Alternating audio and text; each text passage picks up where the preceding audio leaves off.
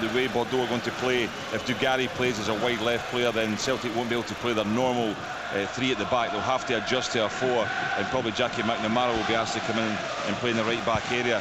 And it's such a wide pitch. I've been down on it. It's in lovely condition. It will suit good football, but it's a wide pitch, and it means that Celtic would be stretched if they decide to play with three up front.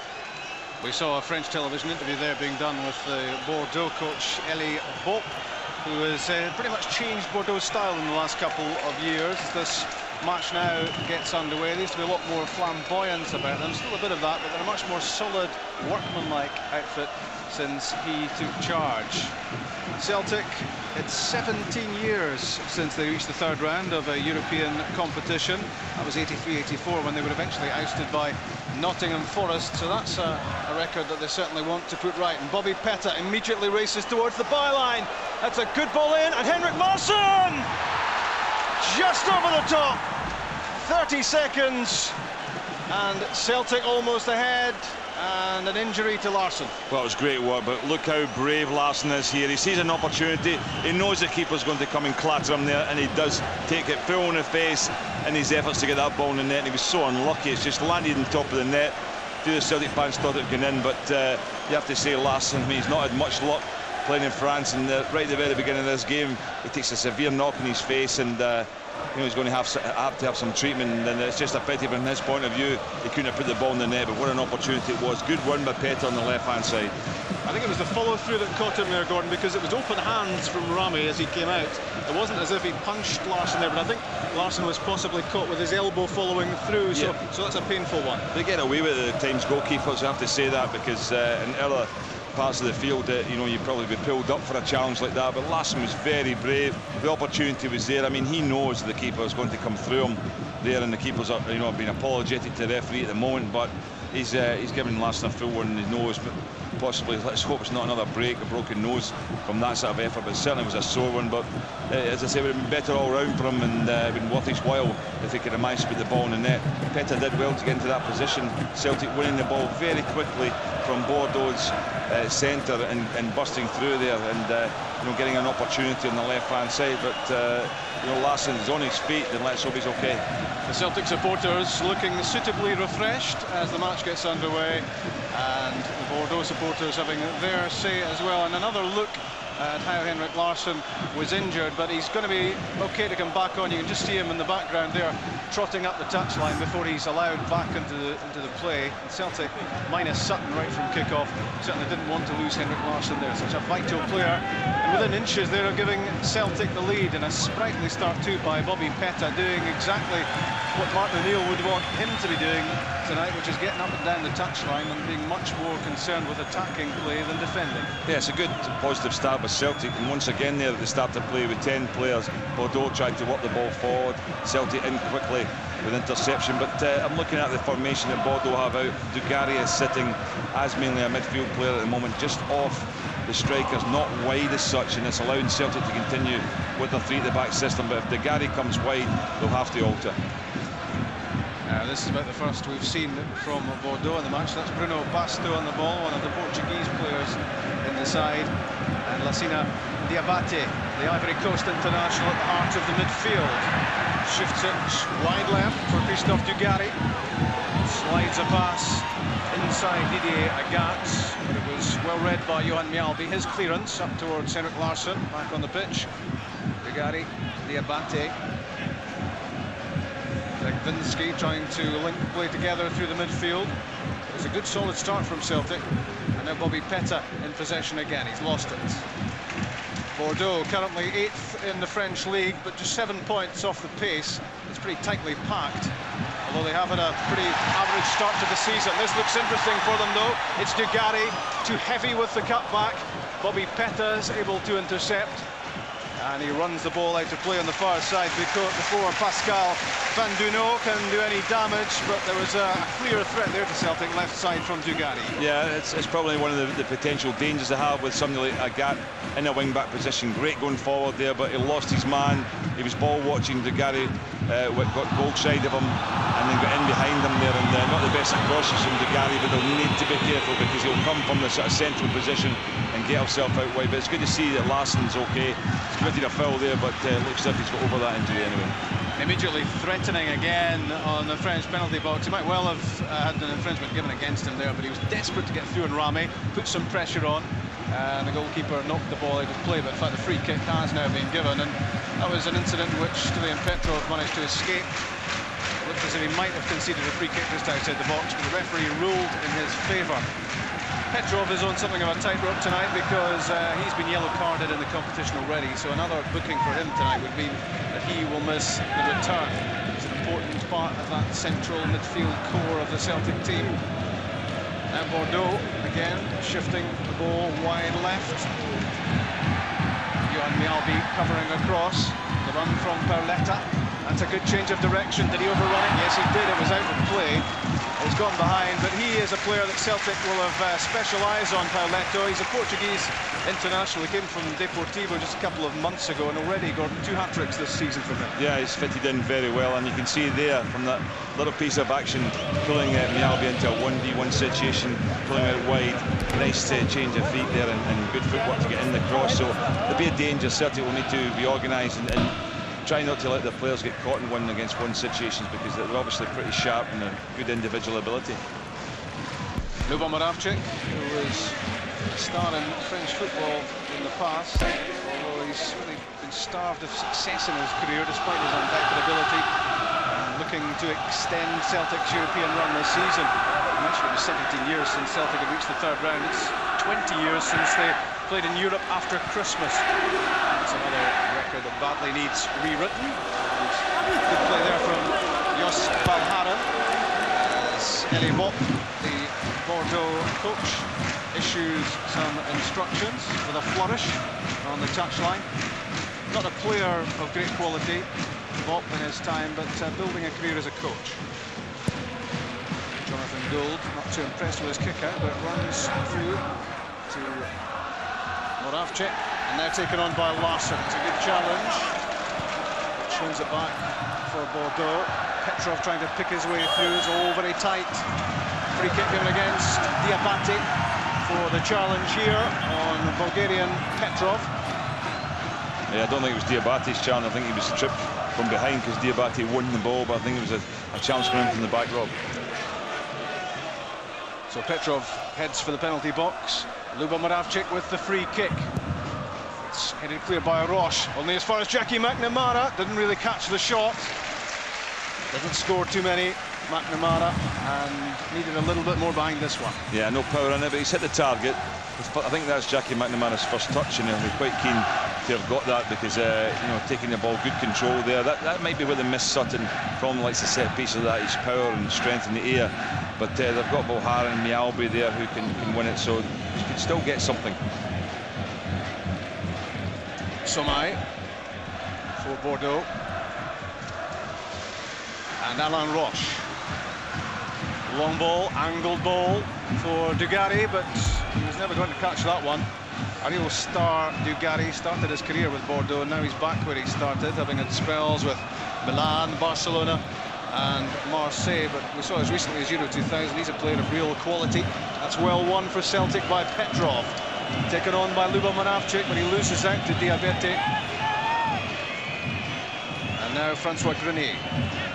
Down the line for Dugarry, being given no time at all on the ball by Paul Lambert. And that's the way, certainly, that Dugarry, the Bordeaux captain, has to be played. Looks like he's got a total free roll as well. I've watched him, and he's floating about across the midfield area, trying to get into spaces all the time, so he can just do what he wants out there. So it means that you can't really put a man on him to mark him, but the Celtic players will need to pass him on at times from where he turns up, and they need to make sure that he doesn't get free, because he's a match winner. As you said, he's had this great career, but he's failed at top clubs. He's never really achieved anything, and although he continues to play in the French team, he's back where he started his football at Bordeaux. When he was first at Bordeaux, the great Zinedine Zidane was here as well. Some pretty famous names have come through this club, the likes of Gires and Tigana. Eric Cantona had a spell here as well. Now McNamara for Celtic. To Didier Agathe, formerly of Montpellier in the French league. An ex of Raith Rovers and Hibs more recently. Now McNamara needs a good ball into the box, but that's too close to Ulrich Rami. An experienced goalkeeper, a couple of French caps to his name, and he wasn't going to be deceived by this one. Yeah, I think that's a good ball. I think that Henrik Larsson made the decision there, and it turned out to be the wrong one, of peeling away from goal rather than going in tight to the near post where there might have been a chance. And he acknowledged that fact, Larsson. He gave Jackie McNamara a wave as if to say, I should have been in there. A wayward pass from Didier Agat, intercepted by Van Duno, and now Lilian Lasland trying to link again with Van Duno, the Guinea international, but Bobby Petta working hard. He's a big, muscular, almost a British style of striker is Lasland. 14 goals last season in the French league, but struggling at the moment for form. And there was some thought that he might even be left out tonight. But it's he and Paoletta up front for Bordeaux.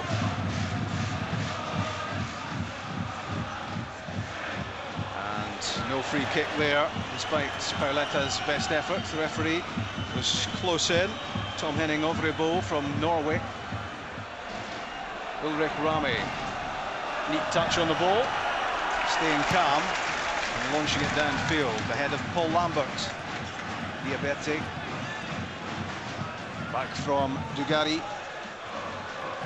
to Somai and his central defensive partner Alain Roche, and at right back is Francois Grenet. Up for Lasland, back to Grenet again, overlapping and linking with Van Duno. Into the box from Grenet. Paoletta hits the deck. Optimistic noises around the Stade Lescour, but little chance that a penalty was going to be given there. I think he had a good case, Rob, to be honest with you. Ball was played in there, and he's taken an excellent touch just across the front of Mjällby. Mjällby has come in pretty clumsily, really, to say, but the referee doing Celtic a real favour. I wouldn't like mind a look at that again. That's a wild challenge by Grenet on Petta. Well, here is the chance to see it again. My instinct was that he was trying to make the most of this. See what you think. Well, yeah, seen them given. Like, certainly had his hands round his waist, Mjällby, and debatable, I think would be the word. But thankfully for Celtic, the claims were waved away. Tom Boyd launches a free kick towards the edge of the area, bouncing towards Agat. That's good play from Henrik Larsson, heading for the byline and wins a corner kick, first of the match. Industrious stuff again from Larsson, and a set-piece opportunity here. Yeah, he worked it well there with Agat and took over possession of the ball. I'm not sure there was much in the middle there, even if he gets cross in, so it probably worked out a bit better for Celtic that there was deflection and gives Petta a chance to throw it in, swing it in with the left foot. In from Bobby Petta. Out comes Rami, gets a punch to it. Here's a chance for Paul Lambert. Deflected wide, another corner kick, this time on the far side. That was a well-controlled volley from Lambert. Greaves have gone in this, so you can see it goes through a number of people there, and I'm not sure they exactly knew what was happening. A little deflection, good jump there. Mjällby almost getting the same treatment as Larsson got there, but Paul Lambert keeps it down. It's going in the corner. And here comes another corner kick, this time cleared comfortably by Bordeaux. It was a good effort from Lambert and good pressure on the goalkeeper from Mjällby. Bobby Petta makes a good one.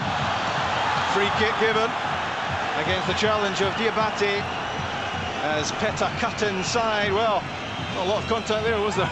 Very little, but the referee was close to it, so he must have felt there was a foul. But I thought Petta was in a good position maybe to swing in a shot there, but they have another set-piece opportunity there. They'll probably be looking for Mjällby or Wilhelm. Yeah, Mjällby and Valharan at the edge of the area, and Paul Lambert over the ball, but now he's left it to Henrik Larsson. His cross, Bobby Petta wins a header, dangerous in the 6-yard box. It fell to a Bordeaux player. Roche managed to thump the ball clear, but that was a decent opportunity with Petta not picked up at the far post. Yeah, you have to say, looking at the cross that Henrik Larsson headed over, the opportunity there that came from the corner, and from that free kick there, getting Petta in at the back post, you have to say that you know, they're not defending set pieces or crosses too well, and a little bit of encouragement for Celtic in that fact.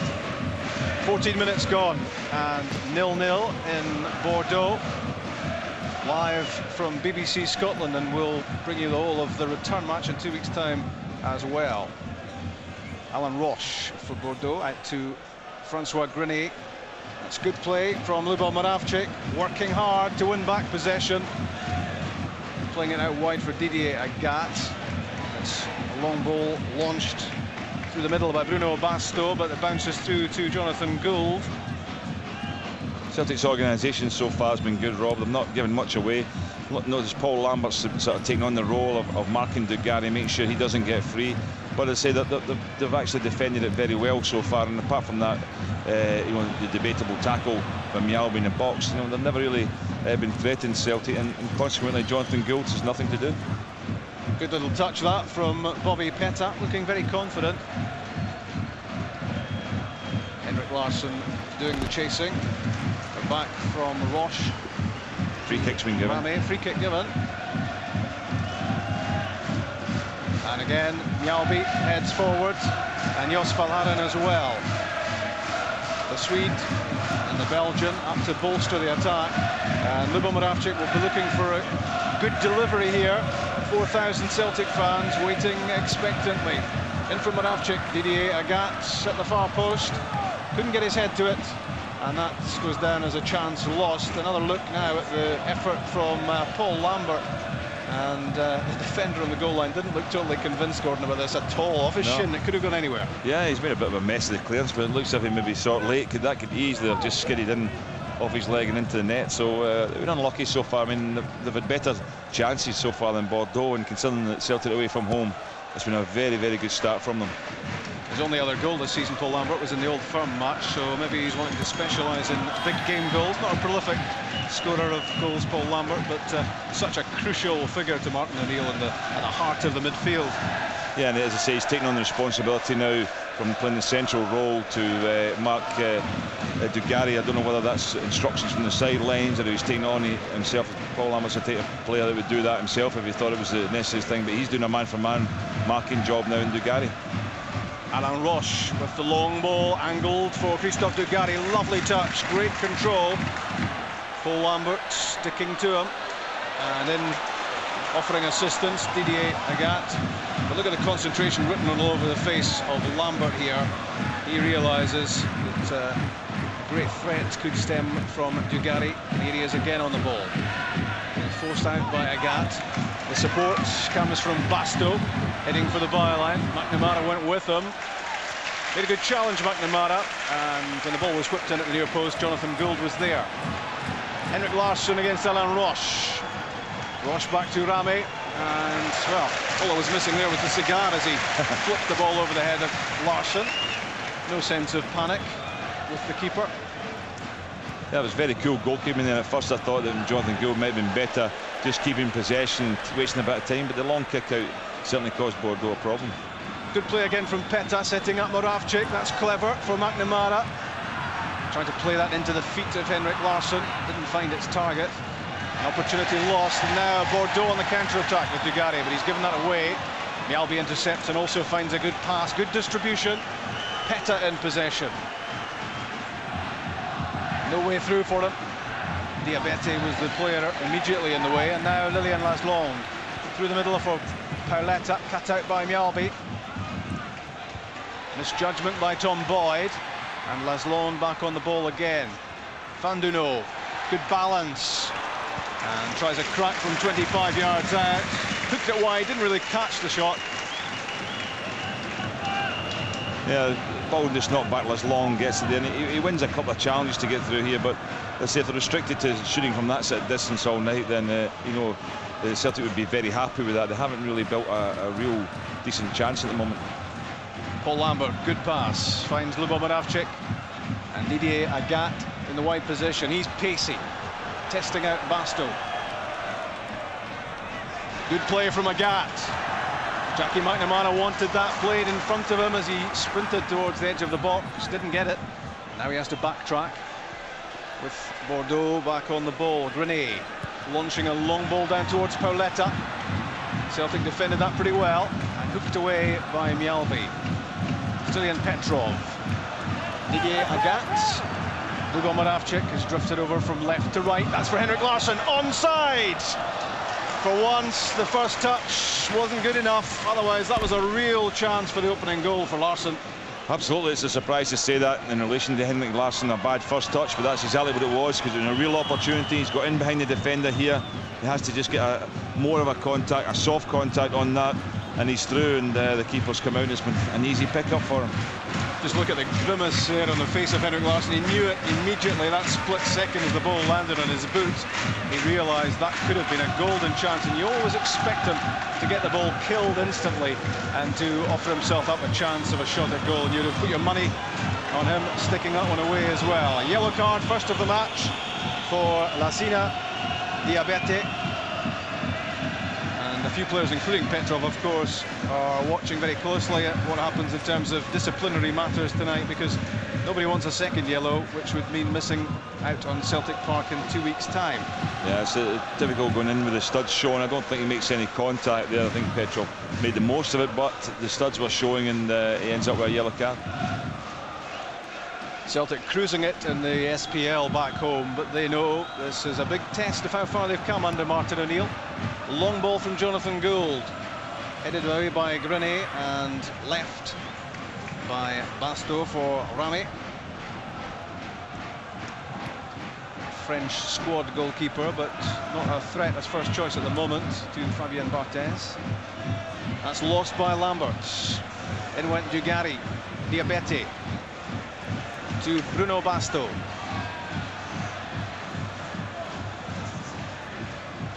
Down the line for Pauletta. And now Basto again, taking on McNamara, trying to get to the byline and whip the ball in. And wins a corner kick. Took a touch off Jackie McNamara. And Jonathan Gould with a corner kick to defend now. Yeah, he did well enough, Jackie McNamara, because he didn't buy the first dummy there, and he just stuck to his task and made sure the cross wasn't going to come in. Deflected for the corner. It'll be interesting to see how Celtic defend this, the first corner they've had to defend in this match.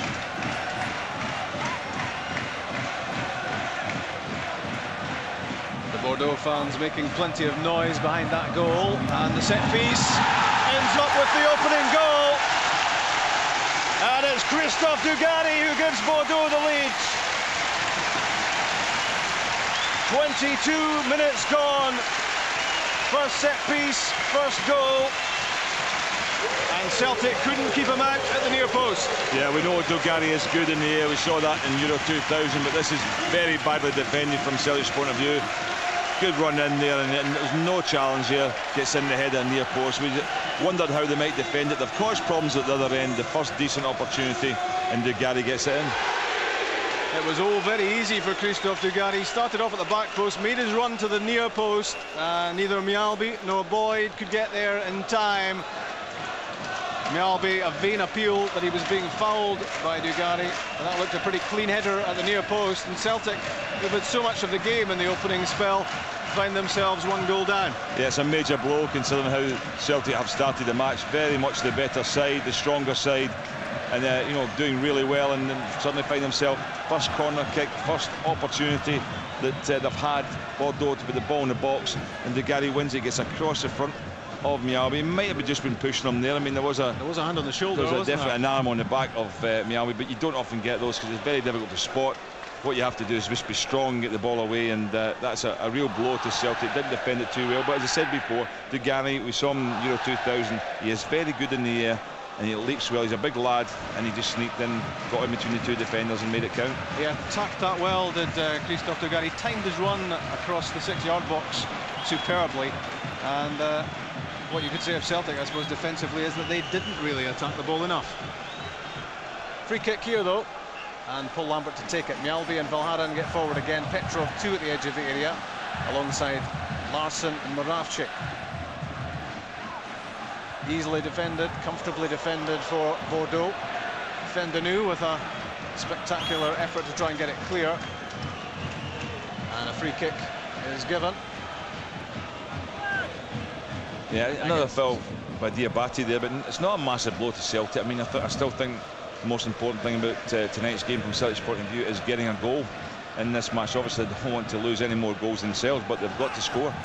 Didier Agat heading for the byline, turns the ball in. It's Diabate that's there, and that must be a penalty kick, and it is. Tremendously quick feet from Henrik Larsson, which won the penalty for Celtic.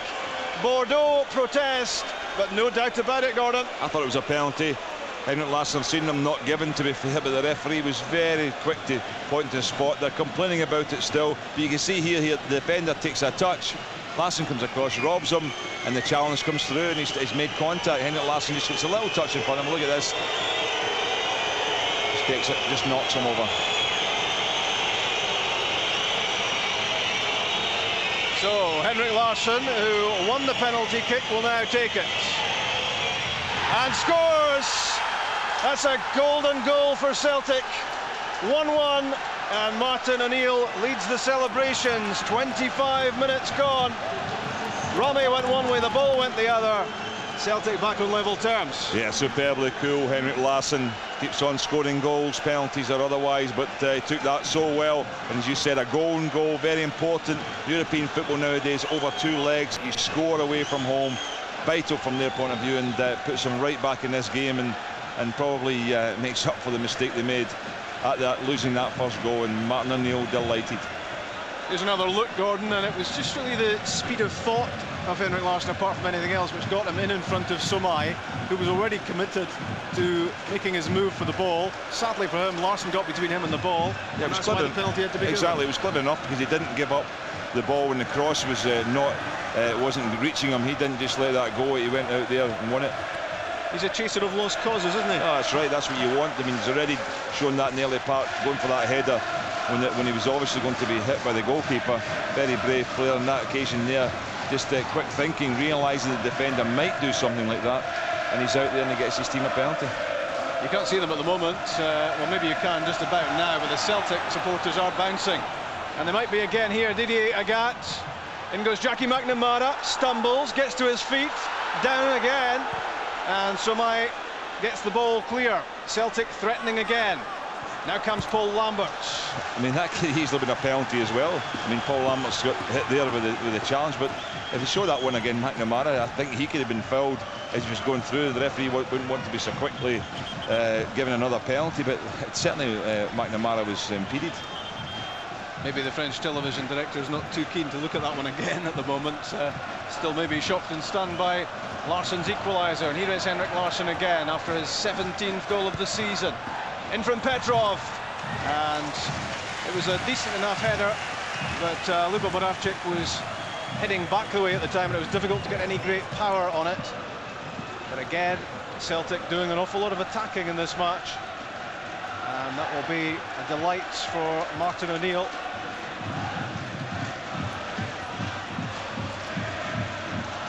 That could be a priceless goal for Celtic. A lot to do, obviously, a long way to go in this match. But the away goal they so badly wanted. If you've just joined us, it's 1-1 in Bordeaux. And we've 27.5 minutes gone of this UEFA Cup second round, first leg match. The return to come at Celtic Park in 2 weeks' time. And Celtic, having got off to a good start, will now want to build on it. Yeah, they've done a lot right in this game, Celtic, and apart from sloppy defending at that corner, then you would say that they've done nothing wrong at all. But that was a blow to be 1-0 down. Martin O'Neill must be really delighted that the system has remained intact, because Bordeaux haven't asked him a question, haven't put De Gary into a position that's made Celtic shift from their normal style of play, and that always helps greatly when you can just play the way you've not been playing. Okay, Thompson's not available tonight in Sutton, but McNamara's come in there, Moravcik, 2 very capable players. Lasland unsuccessful in squeezing his pass through there. It was Valharan who intercepted. Larsson can't keep possession. Back goes Bobby Petta, and taking no chances as Sylvain Legwinski came in, and the stony features there of Elie Bopp on the bench for Bordeaux, and that is a goal which will have rocked him to his very core. The goal from Henrik Larsson after Christophe Dugarry had given Bordeaux the lead following a corner kick. Petta's clearance. Alain Roche. Vinduno sweeps the ball out wide, but it was more in hope than anything else, and Didier Agat was there first and let the ball run off Bruno Basto, the Portuguese left back for Bordeaux. Johan Mjalby with the ball in his hands. aiming at Agat, can't get his head to it. It's another throw. Celtic inching their way down the touchline. The Bordeaux supporters beginning to find their voices again. They were silenced a few minutes ago with that penalty award. Master's throw. Diabate. Grenet for Dugarry. Cross goes Paul Lambert again. In goes Bobby Petta to help out as well. It's good play, prevented that going behind for a corner kick.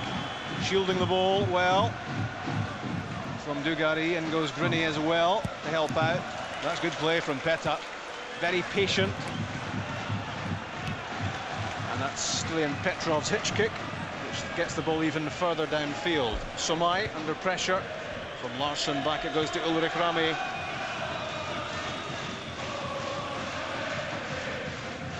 Johan Mjalby watched that all the way. Good powerful header away. Agat after it. Basto into Somai, the man who conceded the penalty kick, and Alain Roche alongside.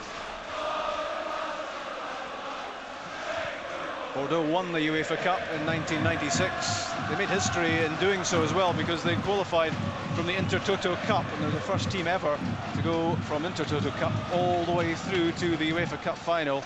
They lost out in the end to Bayern Munich. One of the top sides in French football over the last 4 seasons. David Somai to Francois Grenet. Fenduno, the teenage wide midfield player, the Guinea international. And now all the way from right to left, Basto plays the ball back, shooting opportunity, but it's sliced wide, struck well enough by Sylvain Legwinski. Got good contact here, but it was almost swerving away. Yeah, they hadn't actually worked the ball through, but that's Bordeaux's best little spell of passing there, keeping possession of it, building a move up, taking the ball forward, finally ending with a distance shot, you have to say. But when you look at it, the Celtic have done a good job so far in preventing them building up that sort of football. And you know, at the moment the game's gone a little bit flat from Bordeaux's point of view. 1-1's probably about right, Gordon, but if any team were to be leading here, it would be Celtic, wouldn't it? I think so. Yeah. I mean, they can be very happy with their start away from home. As I say, haven't been all that impressed so far with Bordeaux. We know they're a top side, but Celtic have matched some good balls. Henrik Larsson, lovely pass. Lubo Moravcik hesitated. Rami came out. Now Moravcik again. Tried to chip that into the top corner. It would have been some goal had it come off. That was a lovely passage of play. It was well won initially by Mjalby. Good ball through with the outside of his foot from Larsson. And Gordon, I thought Moravcik was in there. He was unlucky. He was just under a bit of pressure. I can see what he tried to do. The idea was perfect. There, the keeper was out, and then he spilled it. It was a great ball from Larsson outside of the foot, trying to do exactly what Larsson had done for Moravcik in the early part of the game with the through ball when Larsson failed to control it. And that had Martin O'Neill getting a little bit excited again on the touchline. You saw his reaction earlier on to the opening goal, and he was bouncing up and down there again, thinking that Moravcik might just have put that one in. Well, it's another sign. It said in terms of chances so far, Celtic been the way side and counter-attacking at times that have created better openings, Rob, and I think that must be very encouraging. Martin O'Neill, I'm sure he thinks his team can definitely score at least one more goal here. Pauleta's header down. Fendenou trying to escape the clutches of Bobby Petta, but he'll need to do a bit better than that to do so. He's had a good first half so far. Petta very industrious, working hard when he goes back, and he's a threat when he goes forward, as he showed in the first 30 seconds when he got to the byline and pulled the ball back for Larsson. So it's very positive at the moment from a Celtic point of view, but they need to maintain the standard they've set. Fendenou trying to lay the ball off. It's a good one too for Grenet on the overlap. Pulls the ball back from the byline, flicked away by Mjalby. An important header, chased out by Agat. It's Legwinski getting turned. Celtic getting back behind the ball. That's so important. Combination of Moravcik and McNamara thwart Bordeaux, but they do have a free kick.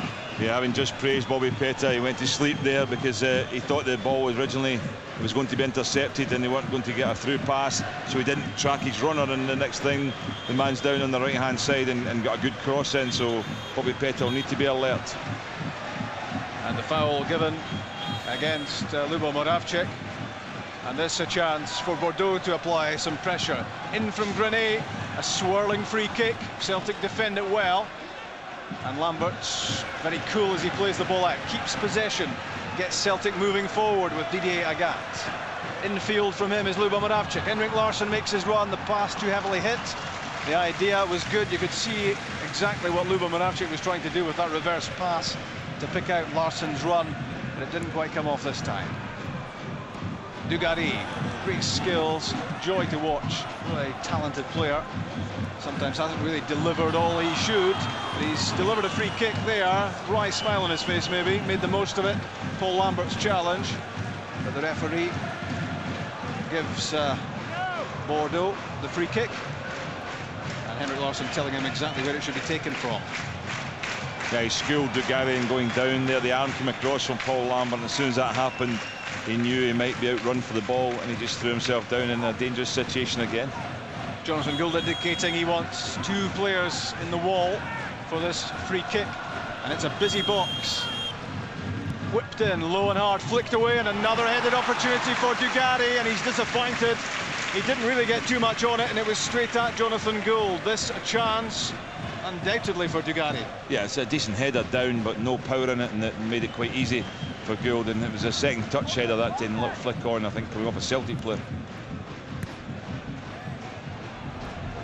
Less than 10 minutes to go to half-time, and Celtic would love to take this scoreline into the away dressing room. 1-1 against Bordeaux, and were they to come away from Stade Lescours with a draw, they will be absolutely delighted, because it will lay the foundations for an advancement into the 3rd round of the UEFA Cup, and that would rewrite history for them, because it's been miserable in recent times in Europe for Celtic, and they want to get back to the good old days. Agat chases, he's quick enough to catch it. Somae goes with him. Now Agat looks for reinforcements, whips in the cross for Henrik Larsson! Oh, brilliant save by Ulrich Rame to deny him. Good ball in from Agat, a flashing header from Larsson, and that's a top quality save. Yeah, that's a great ball, and you've always got a chance with Larsson's ability in the air. See him getting over a much taller defender there. There's power in the header, and it's just at a good height for the keeper. Unfortunately, Henrik Larsson gets power in it, gets direction, but it's just too close to the keeper. Good reflexes from Rame, and as Gordon said, it was possibly where he wanted it. If it had been steered down, Celtic might well have had a second goal there. Corner kick, and Luba Moravcik to take it. Rame is grounded as the ball comes back off the crossbar, and a free kick given. And Henrik Larsson looking apologetic. Yeah, I think that Johan Mjalby's the man who just tries to nudge the keeper off it here as he's coming up for the cross, and you can see there an obvious foul, and it's a chance gone, because as he knocks the keeper over here, Henrik Larsson once again gets the header in, hits the crossbar. He went down a bit like the dying swan there, Ulrich Rame, but there was definitely contact with Mjalby, and a few complaints from Celtic about that. So the countdown towards half-time continues, 7.5 minutes left, and it's Bordeaux 1, Celtic 1. Christophe Dugarry for the home team, followed by Henrik Larsson's penalty for Celtic. Good play from Agat, McNamara loses it. Sloppy play there from Celtic, and here's a chance for Bastow at the byline. Flicks off the head of Mjalby, and a corner kick conceded. And Celtic will look upon this as an unforced error, really, because they had possession, gave it away, and suddenly it's corner kick. Jonathan Gould taking charge on the goal line, organising the Celtic defence in front of him. Everyone inside the box for Celtic, apart from Didier Agat, who's just a few yards outside. Laszlo, an obvious target. That was Moravcik at the near post who got it away. Good challenge from Agat. And now Bastow, who won the corner kick in the first place. That might just have worked at the first goal against Celtic, because the keeper there, they called for Moravcik to come and stand in that near post area, and then he's got to, the French have to knock it over him, and they didn't manage it. Dugarry through for Laszlo. He's on the ground. Stilian Petrov hammers the ball away. Half-hearted appeals, it sounded like, inside the stadium for a penalty kick there. And now Celtic on the counter. Through from Moravcik for Peta. That's well covered though by Grenet. Watched the Peta run and matched it. And now Fenduno. Back to Somae.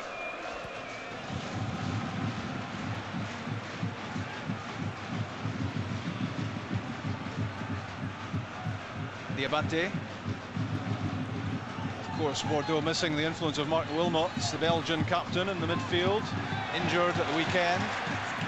Here's another very influential figure, Christophe Dugarry. Teasing ball in towards Paoletta, headed away by Valhaeren. And worked on from Diabate to Grenet. Now Fenduno. Legwinski. Trying to find a way through. Wide for Diabate. Back to Grenet. Quick change of direction. Celtic working hard at closing down, making it difficult for Bordeaux to construct attacks and frustrate this man. I don't think he'd be all that happy with how his side have played. Celtic have managed to negate them in midfield and stop them really getting forward in that area and building too many attacks. Dugarry's obviously been a threat. Paul Lambert's done his best to go and do a man-for-man job on him. If you keep Dugarry quiet, you probably take away about half their effectiveness. But you know, they said he's such a good player, though he can create for other people. Well, this was the claim for a penalty. Petrov involved for Celtic. And Gordon, what did you think here? Nah, nothing at all. He was down before Petrov arrived, wasn't he? Absolutely, yeah. Petrov's come across and blocked it. Inside the last 5 minutes of the first half.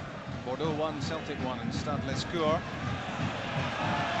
Celtic will hope the scoreline stays this way for the closing stages of the first period. Jonathan Gould's clearance, left-footed. Lambert flicks the ball forward. Grenet heads it infield to Somai. And back to Rame. Bordeaux, who put 5 goals past Lierse in the first round of the UEFA Cup, including a hat-trick for Paoletta. Attacking here, Dugarry is grounded, but he's very quickly back up again, to be fair. That time, there was no real pretense at a claim for a penalty kick. Jackie McNamara was the player involved for Celtic. Yeah, it was good covering with Jackie McNamara because he's come from the midfield area. He's got himself into the right-back position just to make sure that Dugarry didn't get free there. Paul Lambert had passed him on in that case, and then McNamara did a decent job just to make sure he's not going to get in possession of the ball. But Celtic have got to be very vigilant at this time, Rob, just before half-time. Make sure they give nothing away. It would be a big psychological boost for Bordeaux were they to retake the lead at this stage, and Celtic will be watchful. Henrik Larsson certainly is. He kept himself onside there, drifting towards the byline again. Terrific play again from Larsson. Alain Roche concedes a corner kick. He's always so alive mentally, Larsson, to what's going on round about him, and he gives Celtic another opportunity to cash in here with a corner kick to be taken by Bobby Petta. Johan Mjalby makes his presence felt. In from Petta. Headed away by Dugarry. Only as far as McNamara. Back to Petta. Drifted in towards Mjalby's head. Got his head to it successfully, but steered it wide of target. He was well away from goal there, Mjalby, and he gave it his all, but it wasn't a real threat to Rami. Yeah, there was no pace in the cross, really, so Mjalby had to get all the power in the header, and he's trying to scope him with his. It might have been better just to try and knock it down in the box and keep the pressure on there, but he's trying to score and he's having to, you know, put a full header in there. You're always in these sort of situations trying to put the performance into perspective, and let's not forget that Bordeaux last season were playing in the Champions League. They got to the second phase of the competition as well before finishing bottom of Manchester United's group, but it's a side of real quality, despite the fact that Miku and Wiltor, the two French internationals, departed in the summer to Arsenal and Parma. They're a side full of quality, and Celtic, so far, let's stress again that this job is not yet half done. But so far, Celtic can be very pleased with their efforts, but they must keep this going right up to half-time. Fenduno through, offside, Paoletta. Yeah, it was good work. Good squeezing of the Celtic back three there. You can just see them just stepping out at the right time. Johan Mjalby's the last man there. Very, very tight. That could easily have been onside. You can just see how the difference of one player going one way and the other player going the other, the gap opens so quickly, and he looked a mile offside from here. But when you see that replay again, it could have been definitely onside, wasn't it? Yeah, that would have been a real chance for Bordeaux to to retake the lead. There wasn't really a great deal of fuss made about that at the time. It looked glaringly offside, but as the pictures showed there, he was actually on. 1-1 it remains, and inside the last minute of the first half. Bruno Basto, back to David Somai, heading forward, and in the right back berth is Grenet. Infield intended for Diabate, but that wasn't accounting for the presence of Henrik Larsson. Another good interception, working hard for the team as ever. Bobby Petta loses out, but he was fouled by Fenduno. Free kick to Celtic, and we've played almost exactly 45 minutes.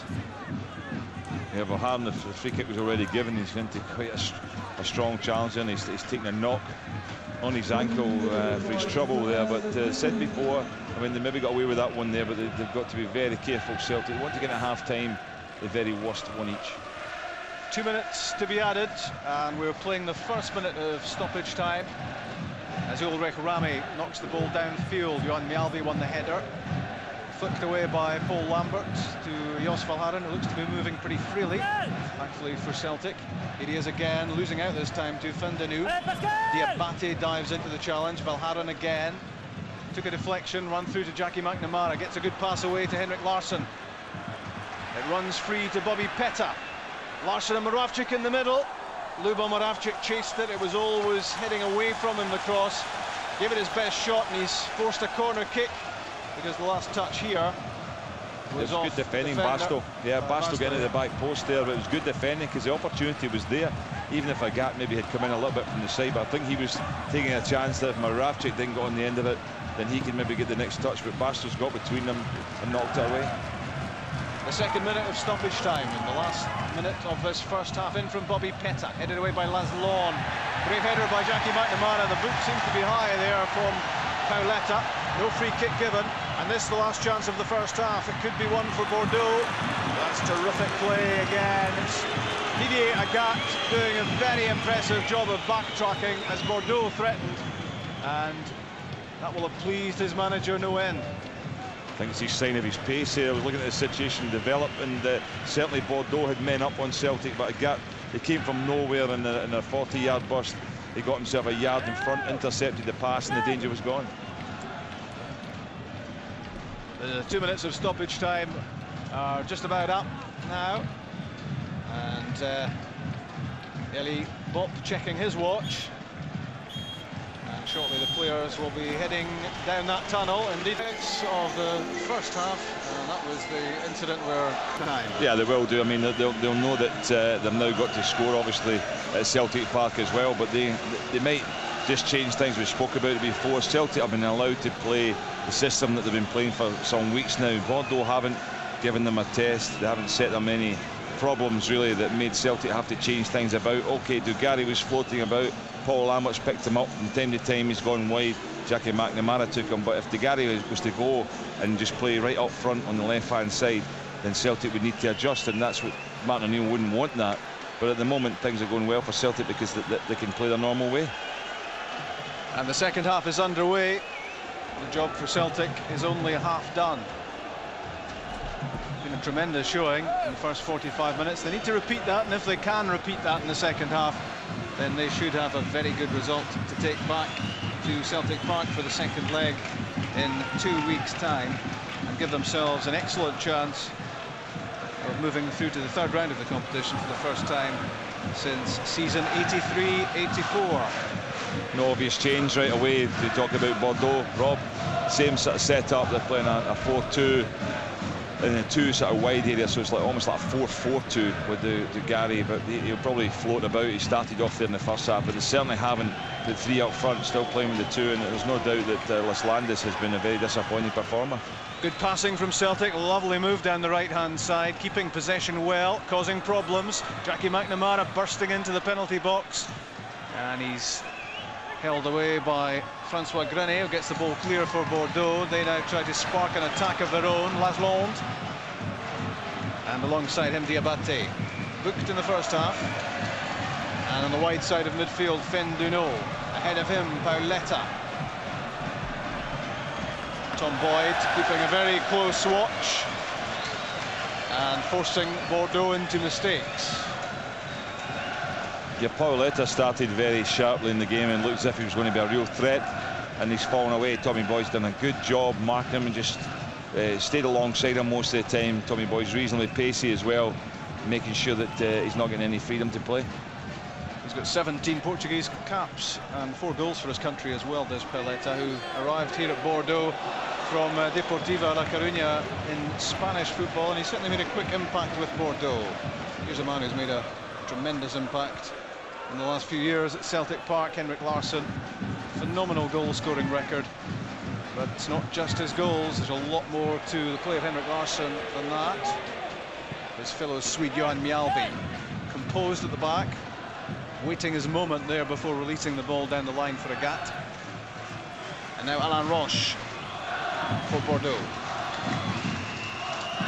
I think I would say this is the best I've seen Larsson play this season already, Rob. I mean, he's still scoring goals this season. I don't think he's quite recaptured the form he had before his leg break, but tonight looks back to his best in terms of holding the ball up and the confidence that he's playing with and the runs he's making as well. Venduno, good balance, cutting inside, still has possession.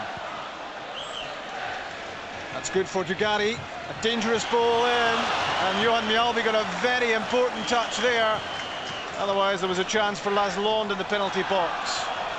Just deflected the ball behind the striker, and danger over at that stage. Yeah, Dugarry peeled away to the back post, you see here, and he knocks it. First time across goal. It's a vital touch there. Laszlo was coming onto it there, and it was swept up by Tommy Boyd, and then he just pushed it wide. But Marache got a sore one there. Once again, it was I think it was the 18 Diabete, who's obviously got a yellow card already. The solid challenger on, he's limping. Tom Boyd's free kick fired up to the head of Henrik Larsson, gets a good touch. Jackie McNamara was chasing it, and Rami had to be quickly off his line to gather this. Again, good knockdown from Larsson. Almost exactly a year ago, that's horrific night in Lyon when Henrik Larsson suffered the leg break, which was to keep him out for the rest of the season, and only made his return at Euro 2000 with Sweden. What a comeback he's made.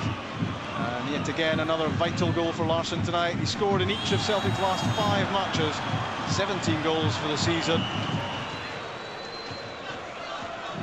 I think his pace could be used to good effect tonight, Agat, on that right-hand side. Certainly they're worried about him. And when he does open up, he is so quick as well. And he just needs to relieve the pressure at times, just by running the ball down into the corner flag. 4.5 minutes gone in the second half. Bordeaux 1, Celtic 1. Dugarry and Larsson, the scorers, within 2 minutes of each other midway through the first half. Venduno knocks it down for Diabete, trying to link with Paoletta. Good defending again from Johan Mjällby. That was Somai, the central defender, with a powerful header, and he again chesting it down this time for Diabete. Back to Roche and Venduno. Bordeaux trying to build some confidence and trying to ask questions of Celtic. Venduno in from the wide position to a more central area now. That's a good run by Basto. The tackle from the back was by Agat, and that's a free kick.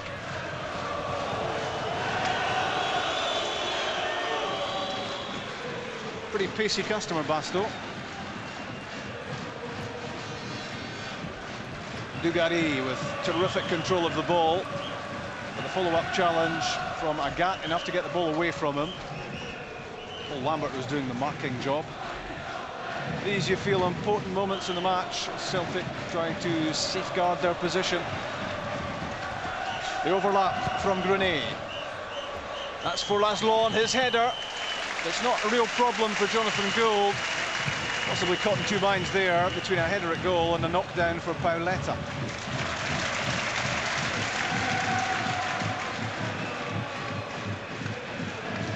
Loose stuff from Bordeaux. Celtic have it back with Mjällby.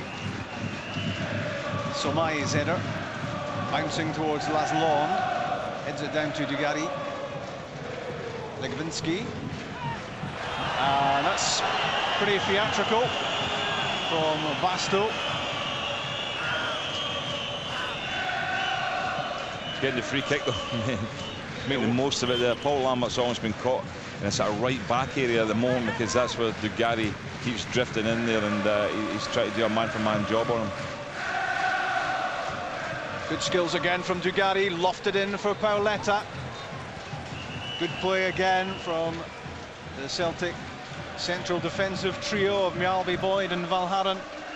And there you get the feeling will be increasingly important to the team as this match goes on.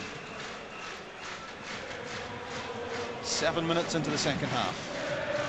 Somai, Legwinski, Diabate. Grunet now, down the line for Laszlo, and that's a good dummy. He's taken Valharan out, but he's too heavy with the ball in. Mjällby heads away. Back in from Dugarry. The flag is up from the assistant on this side. The offside flag up, and the attack fizzles out, but that was impressive from Laszlo. Yeah, first we've seen him, I mean, he's been disappointing, but he got a real break there, because having dummied it could quite easily have just gone to Valharan, but he went through his legs, and he's thrown the ball to the back post, which is also a dangerous area. But without Laszlo, he's probably one of the ones who'd expect to go and win it there, so Celtic be quite comfortable if he's crossing the ball in all night. Henrik Larsson, lovely footwork. It breaks for Agat. Good hit from Didier Agat, bang on target. You wouldn't expect him to score from that sort of position, but he did the best he could, and there was nothing rather Rami could do than parry that one round the corner. Yeah, he's had a look first and decided, you know, that there was an opportunity there. Rami's got it away, but certainly Henrik Larsson, good footwork from him, and when the ball broke to Agat, Larsson drifted away to the back post. The corner kick from Moravcik, no challenge on Rami as he grabs it. Johan Mjällby was the nearest to getting anything of a challenge on that corner from Moravcik. And now Christophe Dugarry sprinting forwards. Back goes Agat, working hard. The Martin O'Neill philosophy of give it everything and hard work to go with the skill, and Agat following that shot at goal with a lung-bursting run back down the touchline to get in the way of Dugarry. Grunet to Laszlo. Off Peta. It's a Bordeaux throw. Fenduno didn't look entirely sure what he was doing there. Celtic have it back with Petrov. McNamara. Back for Mjällby. Possession lost this time. Yeah, they're under a little bit of pressure in this second half. Celtic have been pinned in a bit more than they were in the first half, and you know that kind of its risks and consequences if Celtic allow Bordeaux to keep building up in their own half. So they've got to get out. Tommy Boyd is captain in there as a spare player most of the time. He's got to push the team out. They've got to start getting forward. Here's Pet on the ball now. They haven't got as forward as much at all in the second half. On the left-hand side, they were causing problems in the first half down there on both sides, in fact. And they need to get more from Pet. Yeah, he's barely seen the ball really since the turnaround, Gordon. Yep. But he's won a free kick there. And that means Mjällby and Valharan pushing forward for Martin O'Neill's team. Alongside Henrik Larsson, just inside the penalty box. And Lubo Moravcik on his right foot, heading towards Mjällby. And that's a throw-in. Whipped in towards Mjällby by Moravcik, but headed away. And that's a goal kick. Despite Peta's efforts. And I wonder how much longer it will be before Bordeaux contemplate a change, maybe freshen things up.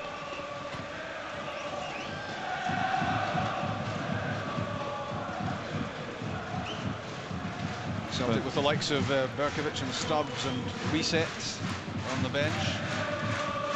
Tommy Johnson as well. Yeah, I would think with the front-running job he's been asked to do tonight and not played enough lot of football, Moravcik might be the one that's changed over at some stage, maybe to give Berkovic a role there to get forward, or maybe even Tommy Johnson. That's given away by Roche. Interception by Moravcik and a good pass. Agat played that very quickly. Jackie McNamara was trying to get back into an onside position. Yeah, those are exactly the type of situations where you would just say to Jackie McNamara, just drift off the situation, try and draw a defender away, leave it 1 against 1 over on the far side with a Gat, and let him go and just take his man on in those circumstances. Don't have to make a run in behind with the pace that a Gat has. That's Laszlon's header directed towards Dugarry. Celtic get it clear. Larsson on his own up on the halfway line. Grenade. Poor one aimed at Fendanu. Bobby Petta with a comfortable interception. And looked as if he was fouled there, Petta, as he tried to get beyond Fendanu. Possession lost. Fendanu gets to the byline.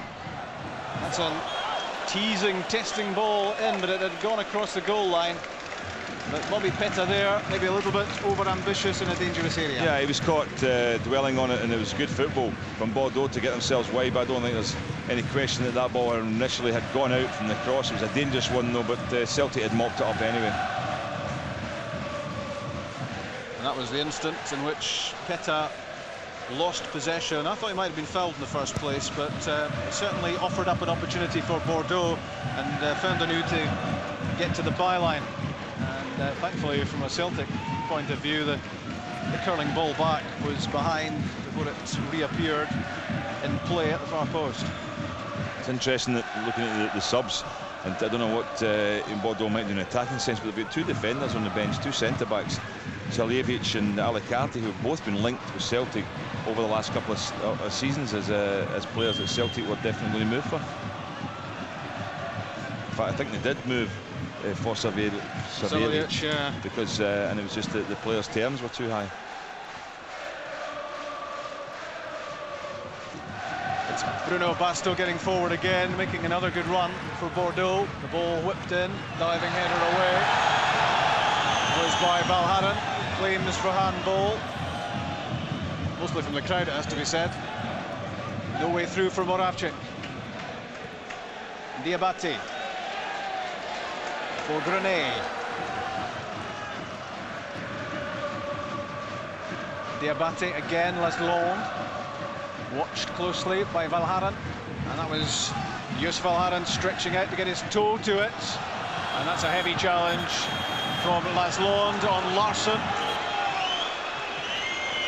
And it's a yellow card for Lilian Laszlo. He's got himself on the wrong side of Larsson, and he's got himself on the wrong side of the ref now. Yeah, it'd be interesting to watch this again, because it looked to me as if Henrik Larsson went across him and then put an arm into him, but he's grabbed him by the waist. I think it's just the way Henrik Larsson's fallen down there that you know, it's got him injured. You can see Henrik Larsson goes across him just to commit the defender, which is the right thing to do, or commit the player, Laszlo.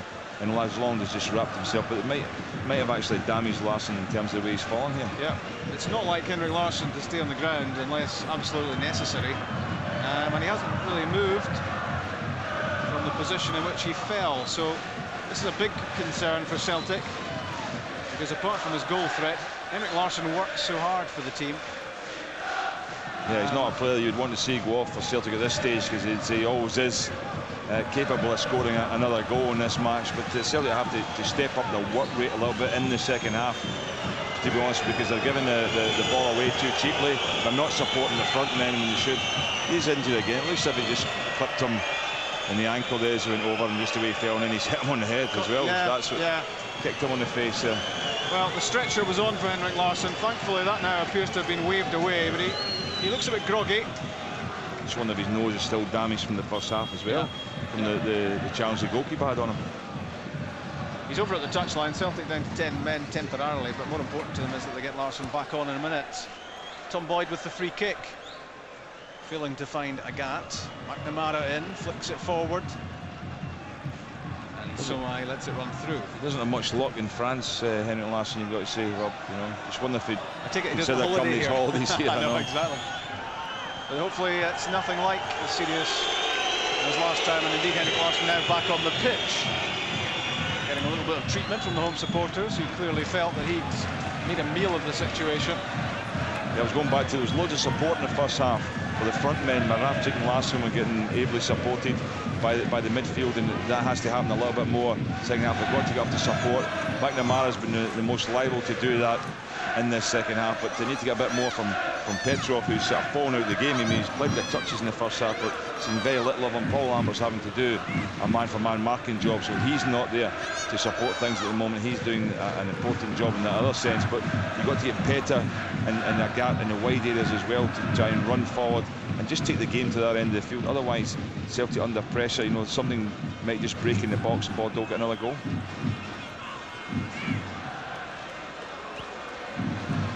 Back it goes to Rami.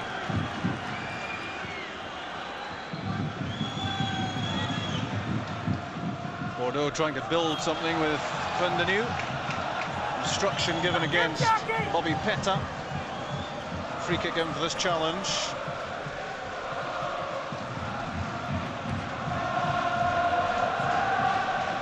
The 19-year-old Vendenu again. Petter's injured. Laszlo with the layoff, and that's a free kick just outside the penalty box, conceded by Didier Agat, and a yellow card for Agat as well. I wasn't sure he made contact there, to be honest with you. I think Dugarry was always looking for the free kick here. Just see it again. Well, I don't think he touched it. Not an awful lot, but he certainly timed the fall well. Perfectly timed. But Bobby Petter's still down, and I haven't even noticed. The referee's trying to sort things out one side of the field. Bobby Petter's still down, injured.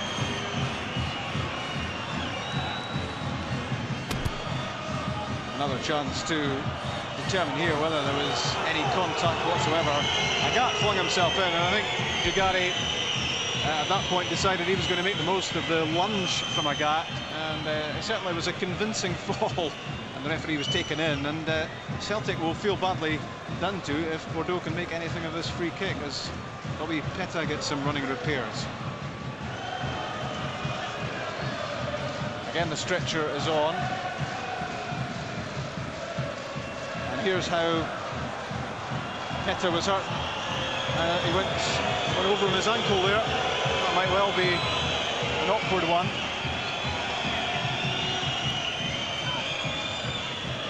He'll hope that he's able to run this knock off. Yeah, but a sore one, but he's limping off. Didn't use the stretcher, but definitely needing some treatment on that. And down to 10 men at the moment, Celtic, they won't be making a change till they find out how he is, and have to defend this free kick on the edge of the box. Looks like Laszlo maybe ready to have a shot. Everyone behind this for Celtic. And Laszlo is the man over the ball. He fancies himself for a crack at goal here. And it's a packed penalty box, and this could be difficult for Jonathan Gould.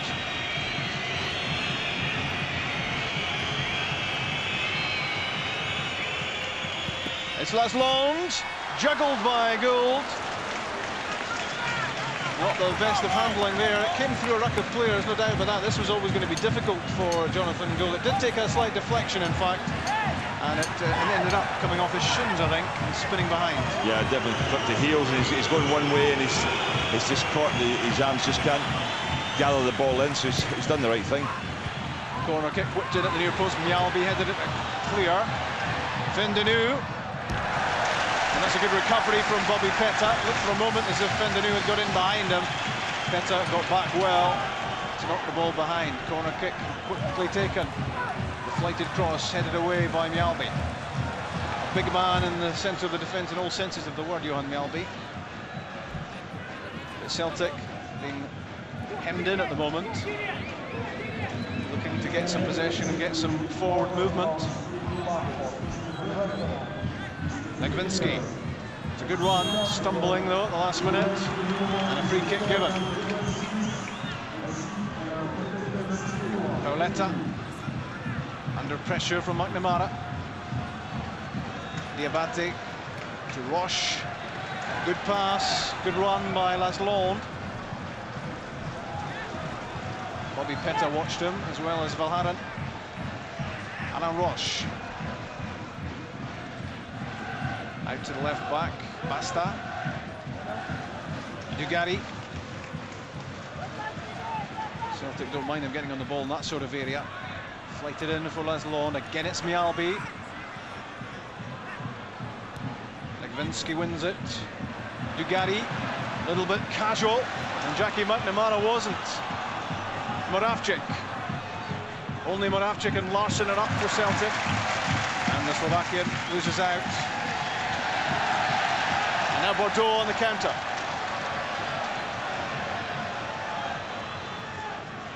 Fenduno to Bruno Basto. Lasland linking play together. Free kick given. There's been no noticeable step up in Bordeaux's play in this second half, but it's certainly getting much more possession, and it's all in Celtic's half. And you know, I just wonder if Celtic are just sitting in too much. The back players there are not pushing up to support things, and consequently Celtic are not playing anywhere near the sort of football they played in the first half. They're just soaking up pressure. More of a typical European away leg this, and maybe a bit more than we actually expected in the beginning of what the game would be like. In from Roche, away by Mjalby.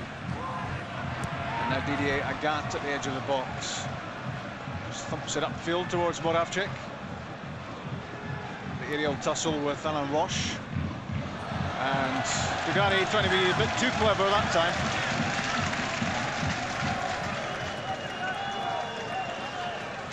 I think Celtic might contemplate changes because just to freshen it up and fresh legs. Certainly Moravcik's a capable player, but you know, he's not a strong running player, and they might just decide to get a little bit more running power up front as well. We're into the final quarter of the match. Bordeaux 1, Celtic 1. Dugarry and Larsson, the goal scorers in the first half. Well, there's 2 balls in play at the moment. One is removed. Valharin is the other. Aims at Henrik Larsson. Roche kept his eye on the ball and headed it clear. Dugarry.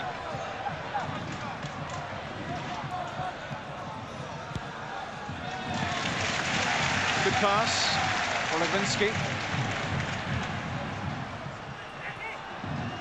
Lasland with the layoff. Dugarry again. Tried to just flick that one out wide for Fendenu, but it didn't come off. And the sounds of frustration around the stadium. There's a much loved son here. I mean, even a round of applause and a little cheer there when he's making mistakes, but he's such a talented player. I think that at times he overdoes it, and that allows other people you know, to get out of position because he holds it maybe a bit more than he should. But when he does the right sort of thing, and when he wants to use his ability, he is really good to watch. That's a poor clearance by Rami. Larsson almost had it. Agat has. Support comes from McNamara.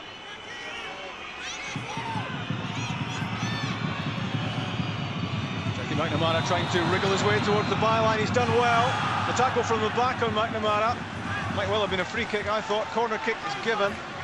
Yeah, I think he had a good opportunity to get a free kick. Good work by him, but you see here the tackle comes in from behind as he's about to cross it, you know, and the player's pointing for a corner. But you see here, gets himself free, wriggles out of the challenge, but just look at the way that he's being chased there, and Basto is in the tackle from behind, and I think that could easily have been a free kick. Moravcik with the corner kick. Here's a chance at the far post. Headed away by Dugarry. Lasland doing some defending as well.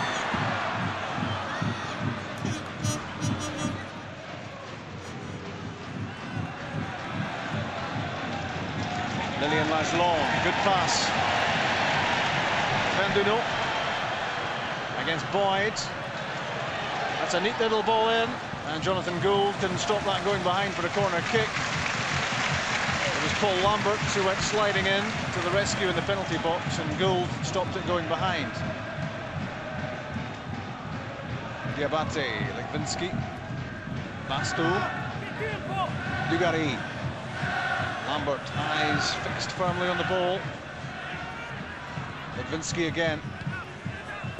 Basto. Looking for a free kick as Didier Agat dived in. Free kick given.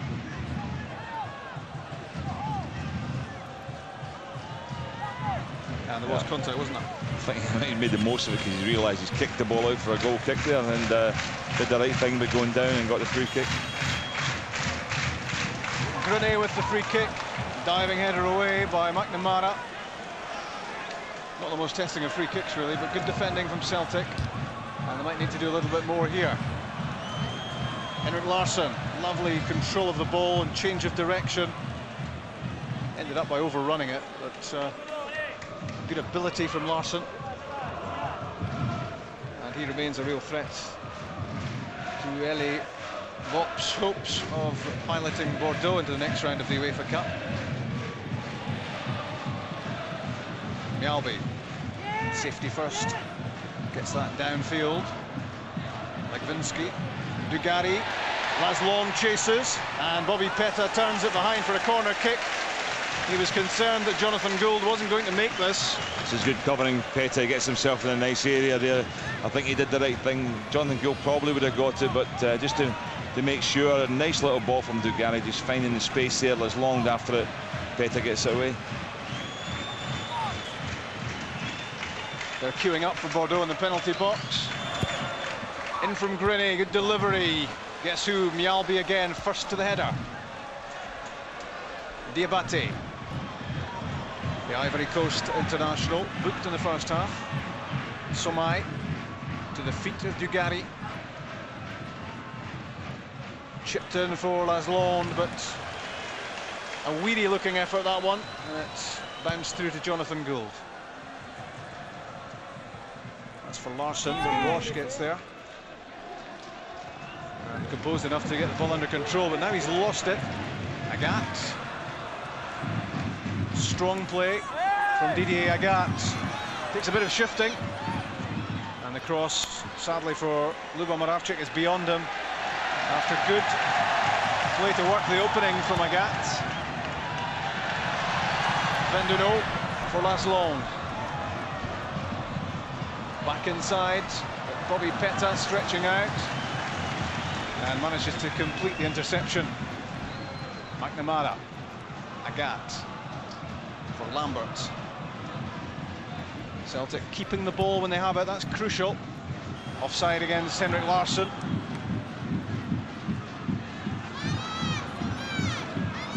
Well, he'd lost it initially there, Bobby Petta, but Venduno's first touch led him back in for a second crack. Nearly 29 minutes gone in the second half. Still 1-1 in Bordeaux.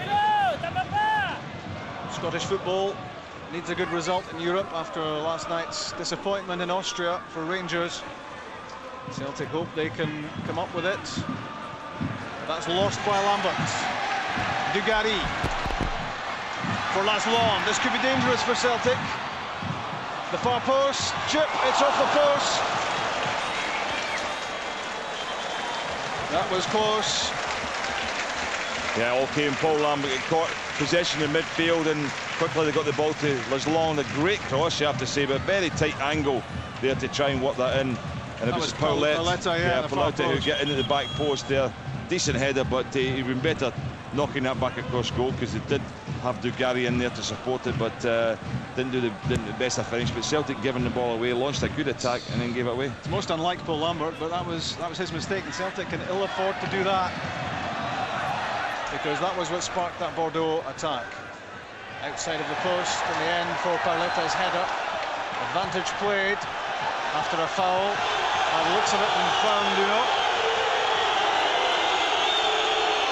The flag almost up from the assistant on this side for the initial infringement. The shirt tugging there from Petta. That was the foul, but the referee correctly playing advantage.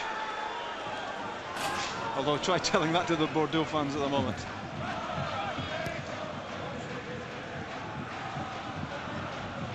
Inside the last 15 minutes of the match, it's 1-1. Christophe Dugarry and Henrik Larsson with the goals so far. Here is Dugarry, lofted in for Pauletta. Valharan got his head to it. Bobby Petta shepherds the ball clear. That's good play from Petta, taking the ball out of the danger area and then inviting the challenge from Venduno. Yeah, he's had a hard game in the second half. Venduno has come into the match a lot more, Robin. First half, Petta was getting forward, but he's been more or less kept to a defensive duty, defensive role in this second half, and consequently stopped Celtic having any attacks really at all down the left-hand side. It's all been over on the right. Somai to Basto. That was intended for Dugarry, but it was nowhere near the target. And now Paul Lambert a chance to use the Celtic possession. It was aimed at Didier Agat, He seemed to be caught as he tried to get down that touchline, and he's hobbling, but seems to be okay. Bordeaux have a lot of urgency about them at this stage. They have to. This is a match they feel they have to win. Grenet. Dugarry. First time ball for Laszlo. Running round him is Grenet on his left foot. Chipped back in, looking for Paoletta.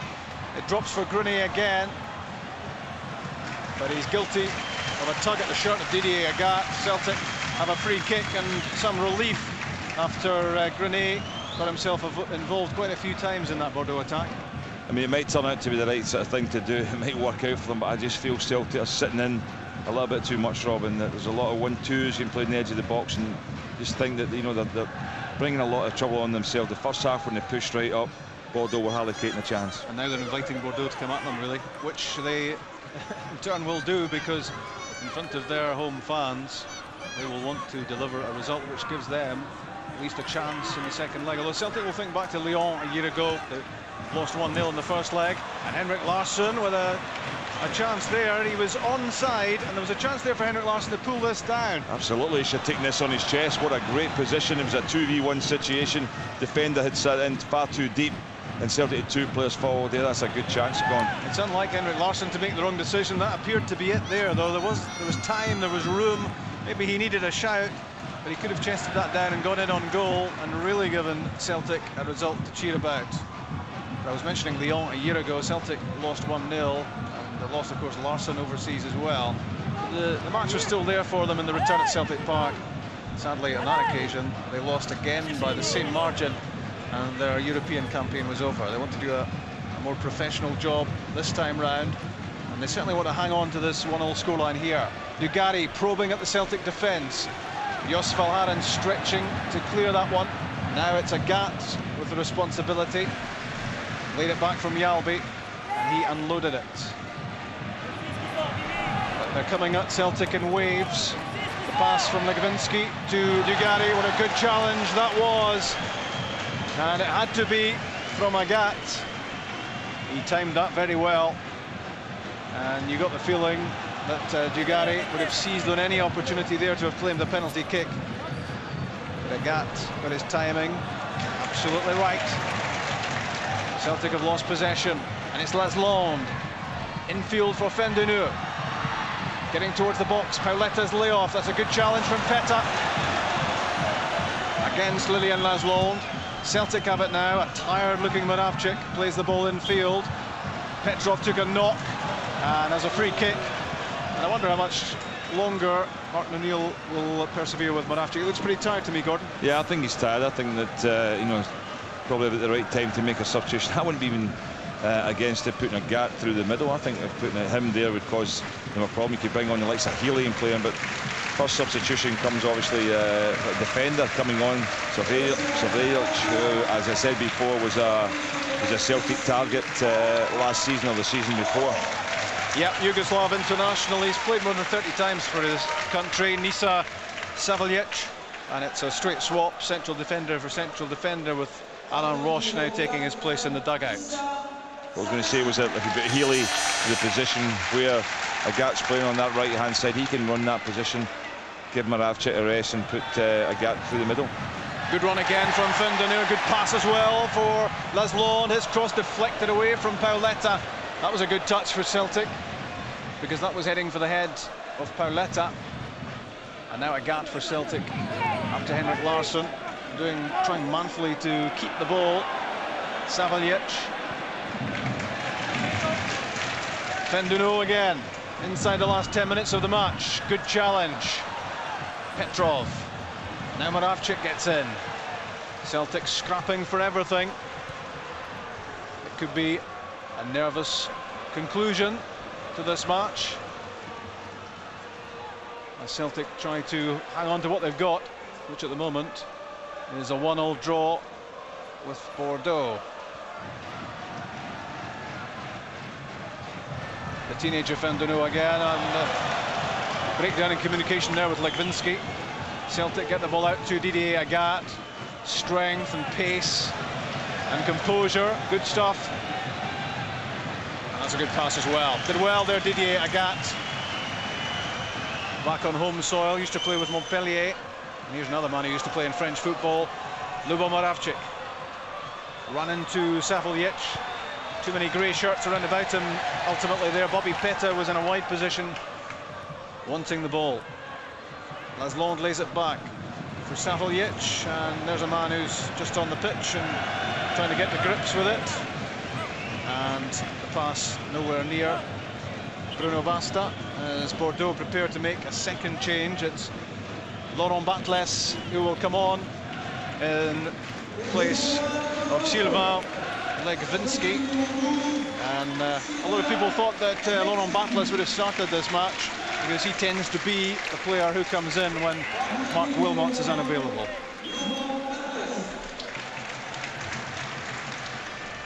Celtic still don't want to make a change. Less than 8 minutes left.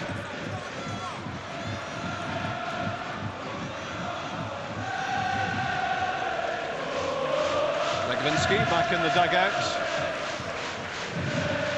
Smile on his face, but there can't be too much satisfaction among the Bordeaux players at the moment. If Celtic can hang on here, this is just the result they were looking for. I said earlier on that the last, when Scotland played here in the World Cup of '98, it finished 1-1. And chatting with John Robertson, the assistant manager before the match, said to him, that'd be quite a good result if you can repeat that one, and that's the way it is at the moment, Gordon. Yeah, but superb result. The Celtic, they can keep it this, or even get a winning goal. I mean, there's still little signs that they can still get forward and create with an opening earlier on for Larson. Fenduno's pass, a good one for Pauletta. Corner kick off Tom Boyd. Fenduno has been an impressive performer in the second half, setting up Pauletta, and his cross off Boyd. And there's a study in concentration on the goal line, Jonathan Gould.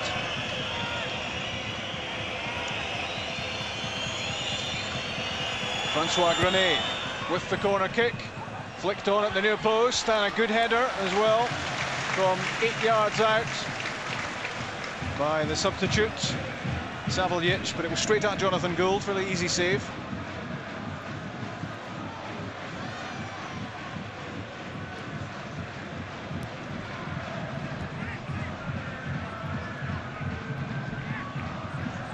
Here's Pauletta, the Portuguese international.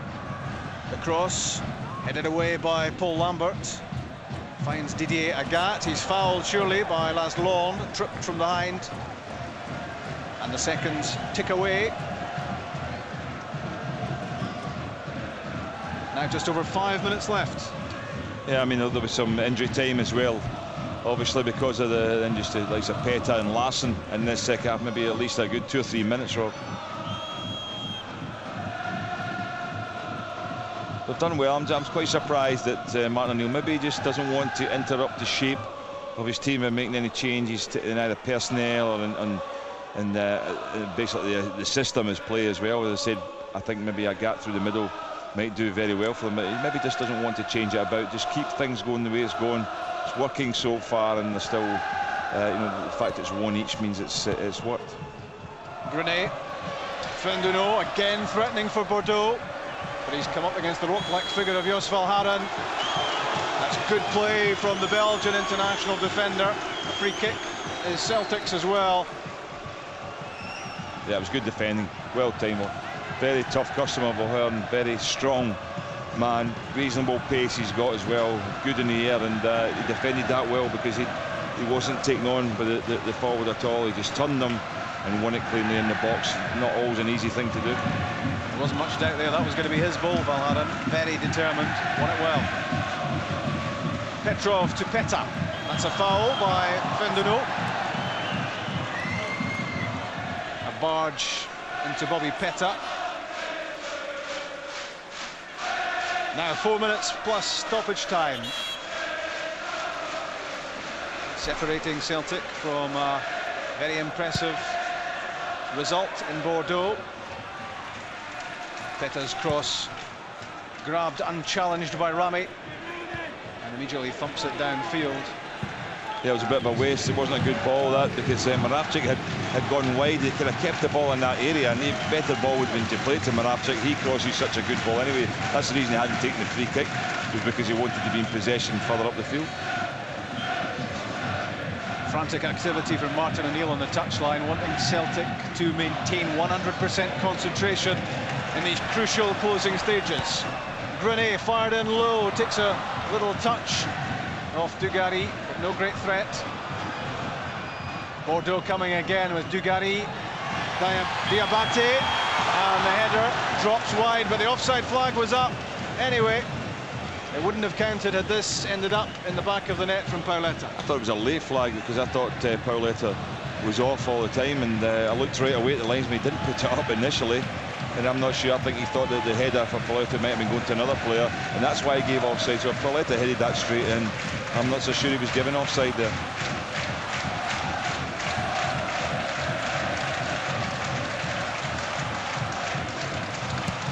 Laslands and Bordeaux looking to make one final effort, trying to turn a draw into a win. They know Celtic will be firm favourites to get through to the third round of the competition if the scoreline stays this way. Celtic with a home game to come. Of course, that has its own potential pitfalls, and you get the feeling there's a lot of life yet in this tie. Well, it does. It's still wide open, but the main thing about Celtic is they've got that the goal away from home. Last year in Lyon, that they get back from being 1-0 down, and it meant that they were always under pressure at home, and when they lost that goal initially and had to score 3 goals, they didn't look like doing it. But this year, big difference. I mean, the vital away goal. Martin O'Neill with John Robertson and Steve Walford alongside him as Bordeaux now make another change, and this time it's to be Hervé Bounier who will come on. One last throw of the dice from Elie Bopp. Jonathan Gould hammers the ball downfield. Basto gets a header away. Savilic plays it out for Fendonneau. And overlapping, Grenet for Dugarry. Inevitably, Paul Lambert is with him. Wants to stick close. Bobby Petta in there as well. And a corner kick is the outcome. Always a menace, Christophe Dugarry. You never quite know what's coming next from him. Good covering from Petta, because what you want is one player like Lambert who goes across with Dugarry and slows him down, but then you need a bit of assistance. You need the second man to come in there and close the space too, because Paul Lambert doesn't want to commit himself to a challenge because Dugarry's so sharp. Inside the 90th minute, corner kick from Grenet, flicked away by Mialbi. Diabate squares it to Basto, trying to get on the outside of Agat. Made a good challenge, advantage played. In from Laslands, the header back, and it might break for Grenet. Still has it. The pass though behind Laslands. The Bordeaux striker furious that the pass went behind him there when he wanted it played to his feet. Another little flurry in the Celtic penalty box, and Henrik Larsson takes the ball downfield. 90 minutes played. It was amazing that, Rob, because he had a choice about 3 or 4 passes forward. They could have picked off a player there, a teammate, and he decided to play a square ball straight to Agat, so the chance was gone. But I say there will be a bit of extra time here, because 5 minutes apparently. Yeah, well, I thought there would be a fair, but there was injuries to Larsson and injuries to Petta, which took a bit of time. Laslands off, Bounier is the substitute. We're into stoppage time in Bordeaux. 4.5 minutes to play. This could be a nerve-wracking finale to the match for Celtic, and they won't want to undo all the good work they've done tonight by a lapse in these closing stages. But the ball is up at the right end of the pitch for them at the moment, and it's Rami who's having to do the organising this time. 2 in the wall for him, and Henrik Larsson leaves the free kick to Lubo Moravcik. Mialbi and Valharan possible targets here, and that's a yellow card for Moravcik for time wasting according to the referee. Very graciously accepted there by Moravcik. It was, wasn't it? Here's the free kick, headed away by Diabate. Bobby Petta onto it. Oh, good play from Petta, saw the gap, immediately into it. Bobby Petta. Well, I thought he was looking for a penalty kick, but he was very quickly up and after the ball, but great presence of mind there, Gordon, to see the gap that had opened up. It was a great run, wasn't it? He did excellent there. It bought a bit of time, and they could have got through, but in the end up nothing came of it. At least they kept some Bordeaux penned in for a few more seconds.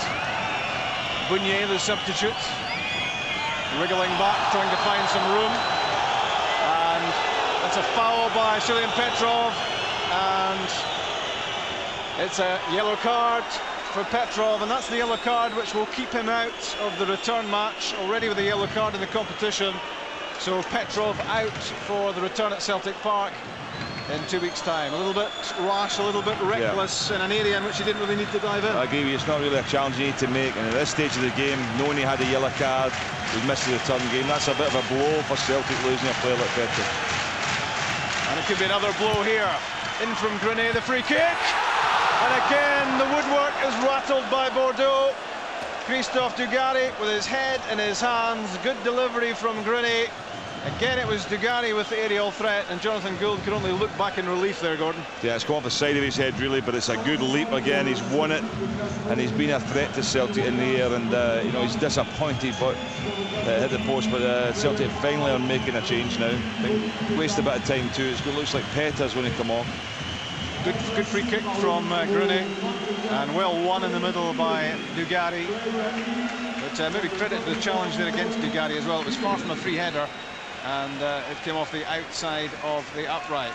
So Celtic make a change, and it's Bobby Petta who's worked hard, and he's off, and he gets a clap on the back as he heads for the dugout from Martin O'Neill, and it's Colin Healy who's on in his place.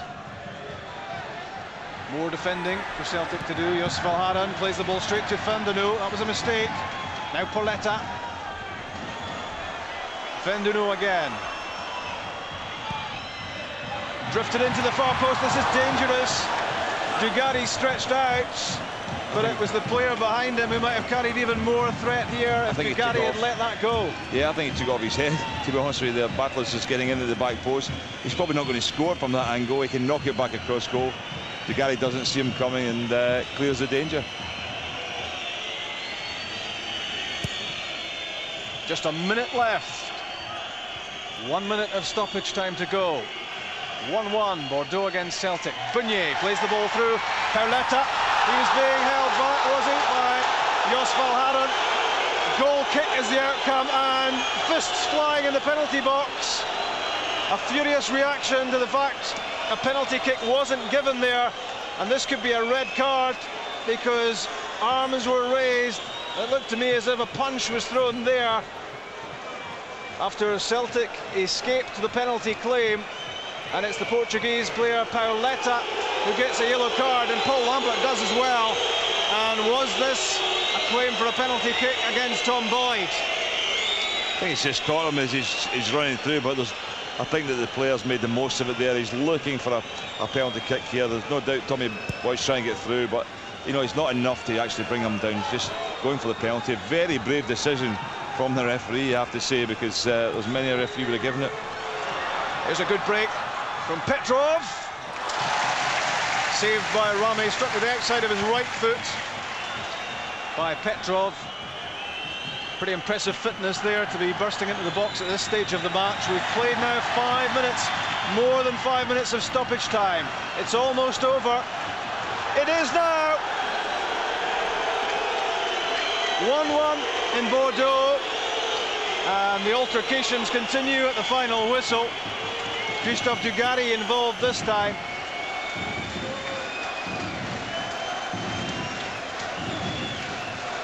Still the arguments going on about the penalty kick, which wasn't given, but the final whistle amidst all the rumpus on the pitch has gone, and Celtic have a magnificent result in Bordeaux. They've drawn 1-1 with the French side who were in the Champions League last season. It's certainly a high tension finish to the game, Gordon. Yeah, certainly will. There'll be a few scores to settle in a fortnight's time in Glasgow, but a magnificent result for Celtic to get away and get a draw away from home. And the very fact is they've got the goal as well. They couldn't ask for any more. A lot of heroes. Every Celtic player tonight was a hero. Saw the reaction there of Elie Bopp on the touchline, hoping he got a penalty right in the final minute of stoppage time. It wasn't to be for Bordeaux. Great result for Celtic, and they've given themselves the perfect opportunity of making it into the third round of the UEFA Cup. Still a lot to do, but they couldn't have hoped for a much better outcome tonight. 1-1 in Bordeaux. Thanks very much to Rob and